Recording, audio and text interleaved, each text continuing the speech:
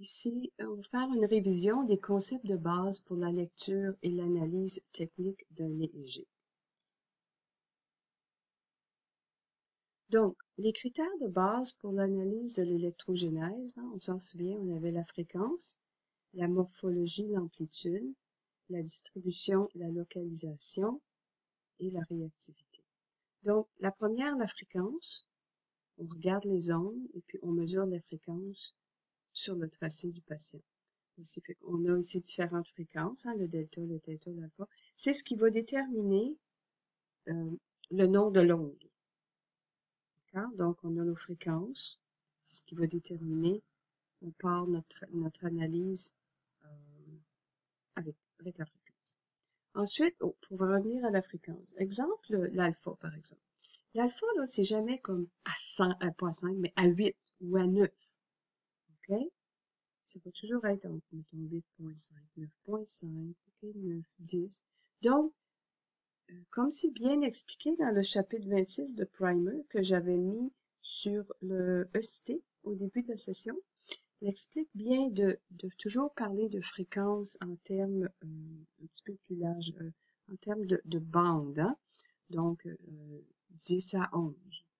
Si on dit le patient, l'alpha du patient, son rythme alpha en région postérieure, on ne dira pas qu'il est entre 8 et 13 Hz. Ça, c'est le livre. Okay? Ce patient-là, sa bande alpha, ça va être entre 8 et 9 ou 9 et 10. D'accord? C'est la même chose hein, pour le theta. Le theta, on peut aller plus large parce que ça varie plus chez un patient. Ensuite, on a la morphologie et l'amplitude. Donc, on va parler de la forme de l'onde. Est-ce que c'est régulier? Est-ce que c'est irrégulier? Comme ici, là. Okay. Sinusoïdal. Pointu.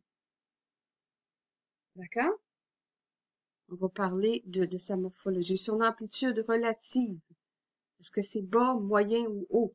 On se souvient qu'avec un montage bipolaire ou un montage référentiel, l'amplitude relative de l'onde va changer parce qu'un montage référentiel, ça va apparaître plus haut parce que ma référence, c'est 0. Donc, on va aller, c'est une autre considération. Une amplitude basse. Bon, vous faites un enregistrement, la sensibilité est à 7.5 microvolts par millimètre chez un adulte. Et puis, l'activité, disons le rythme alpha en région postérieure, on a une amplitude de 15, 20 microvolts où l'amplitude est vraiment basse, on la voit presque pas. Donc, on va parler d'amplitude basse. Si à 7.5, on voit bien le signal, l'amplitude, elle est moyenne.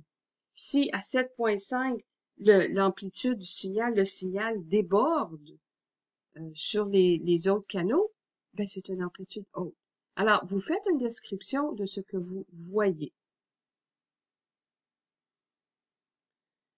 Puis, bon, ici, on a des exemples là, de morphologie qui diffèrent. Hein. Donc, on regarde ici là, la respiration, on voit c'est régulier.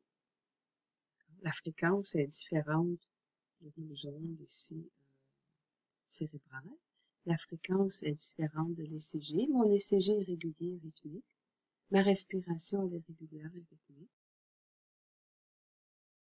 Ici, sur notre ECG, hein, on a des différentes fréquences.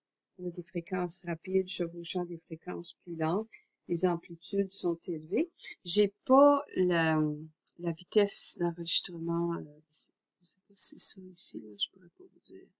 Donc, je peux pas vraiment analyser les fréquences, mais on voit quand même que des fréquences rapides entremêlées.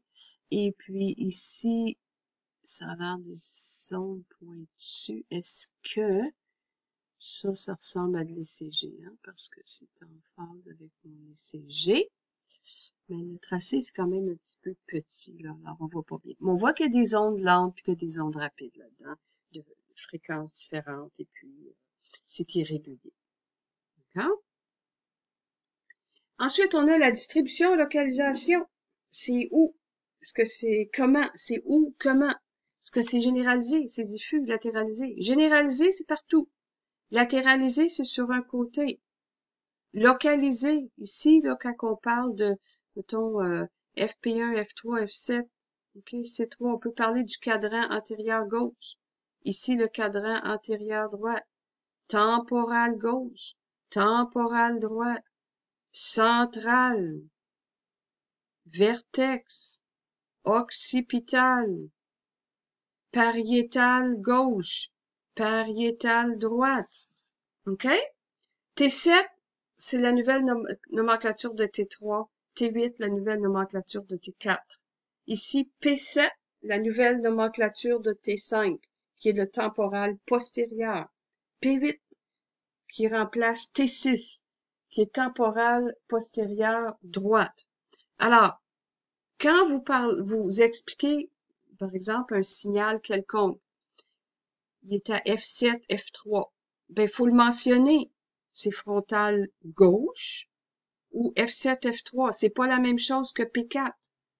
Faut savoir, quand vous expliquez quelque chose, dites c'est où. OK? Est-ce que c'est à gauche? Est-ce que c'est à droite? Souvent, là, je vois des rapports où c'est pas écrit. Ah, ben là, il y a quelque chose en frontal. Ou quelque chose en frontal. C'est où ça? C'est-tu à gauche, à droite, premièrement? OK. Ah, c'est à gauche. OK. Est-ce que c'est sur le pôle frontal? Ou frontotemporal? Ou frontocentral? Soyez clairs dans vos explications.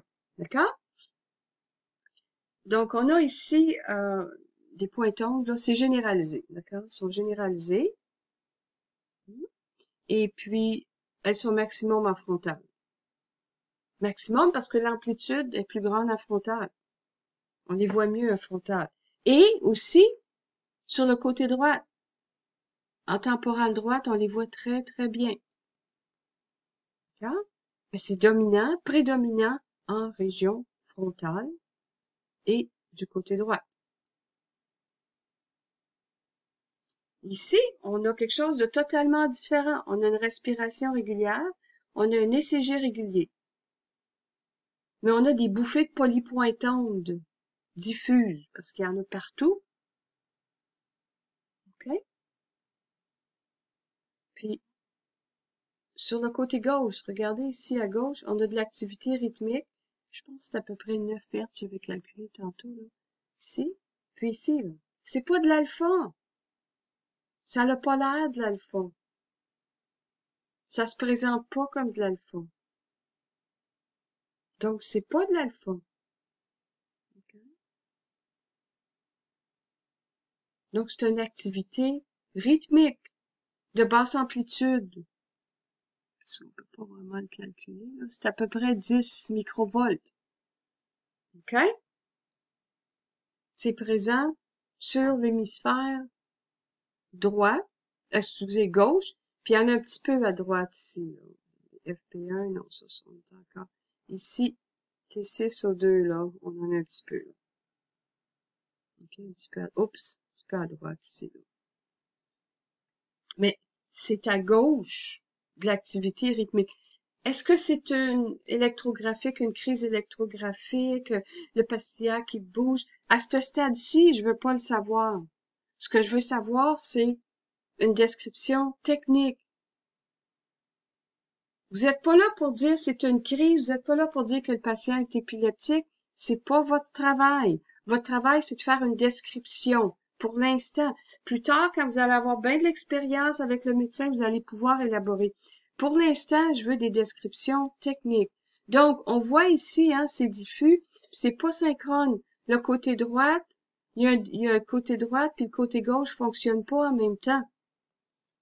OK? Donc, c'est asynchrone. Les bouffées sont asynchrones. Sont bilatérales. Il y en a sur les deux bords, mais asynchrones. OK. Ici. Qu'est-ce qu'on a ici? Ça ressemble à des pointes. Puis là, on se dit, oh my God, il y a des pointes, là, c'est une crise. Non, c'est pas une crise. Ça, c'est un tracé de EEG, c'est pas une crise. OK, rentrez-vous ça comme faut dans la tête, là. C'est pas une crise, ça, c'est un tracé de EEG. OK? Donc, le tracé, il présente quoi? C'est de l'activité musculaire généralisée. On a l'histoire un peu du patient. C'est probablement une pseudo-crise. Donc, c'est des artefacts musculaires. Puis les artefacts musculaires, ils sont où? Ils sont plus en région postérieure. Donc, le patient, là, il doit se bouger les épaules, là, il doit être tout énervé, là. OK? Est-ce que si le patient fait une pseudo-crise, est-ce que ça ici, c'est une pseudo-crise? Non. Ça, c'est un tracé de EEG qui montre des artefacts musculaires, beaucoup d'artefacts musculaires. Puis les manifestations cliniques, on pourra en parler. Mais ça, c'est un tracé de EEG. Réactivité. Il faut parler de la réactivité. Est-ce que ça réagit ou non? Le mu va bloquer au serrement du poing. Le gauche, le droit, le citron. Faites serrer les deux poings. Le mu bloque au serrement des poings, du poing. Contrôle latéral. Hein? L'alpha bloque ou entraîne la SLI. Hein? L'ouverture, fermeture des yeux. Est-ce qu'il y a ralentissement durant l'HV? C'est-tu latéralisé, généralisé, localisé? Pourquoi qu'on teste la réactivité des ondes? Quel changement doit produire l'ouverture ou la fermeture des yeux sur léger? Qu'est-ce qu'on vérifie avec la stimulation, avec l'ouverture et la fermeture des yeux? Est-ce qu'on vérifie le mécanisme des paupières? Je pense pas.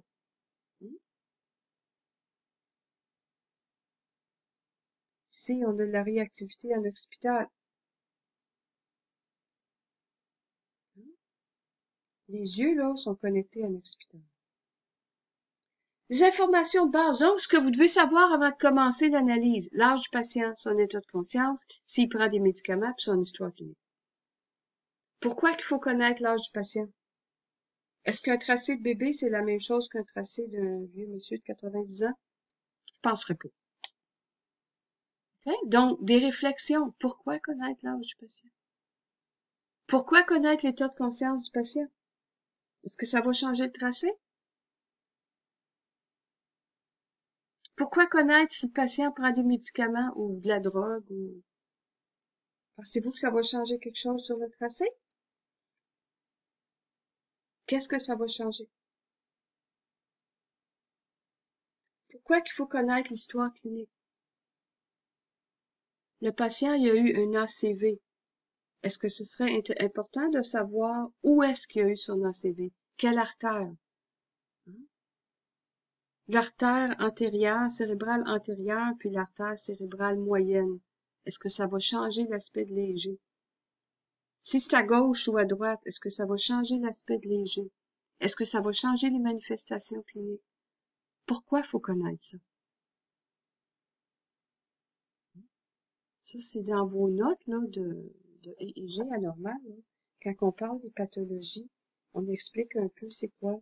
Ben, c'est pour vous aider à être capable d'interpréter votre EEG, de faire votre rapport technique. Un patient fait de l'épilepsie. Oh, mon patient fait de l'épilepsie. Est-ce que c'est important d'avoir les manifestations cliniques? Est-ce qu'il y a une différence entre une crise grand mal ou épilepsie myoclonique juvénile ou une convulsion fébrile? Est-ce qu'il y a des différences? C'est ça l'histoire clinique. Ici, on a l'activité cérébrale d'un rat. Ça a l'air du delta, ça a l'air de l'activité musculaire. C'est important de savoir que c'est un rat, parce que sinon, ça pourrait porter à confusion. Hein. Donc, connaître votre patient. Hein? En résumé, une interprétation de DEG sans histoire clinique, ni l'âge, ni l'état de conscience du sujet, c'est nul. On peut pas savoir qu'est-ce qui se passe. Faut toujours avoir une courte histoire clinique, l'âge du patient et son état de conscience. Puis les médicaments aussi, là. Donc, on va mettre ça avec l'état de conscience du patient. D'accord? Donc, ça, c'est en préparation pour vos examens. Puis aussi, ça vous donne une bonne révision hein, de ce qu'on a vu en EEG pour vous aider à analyser vos tracés de EEG.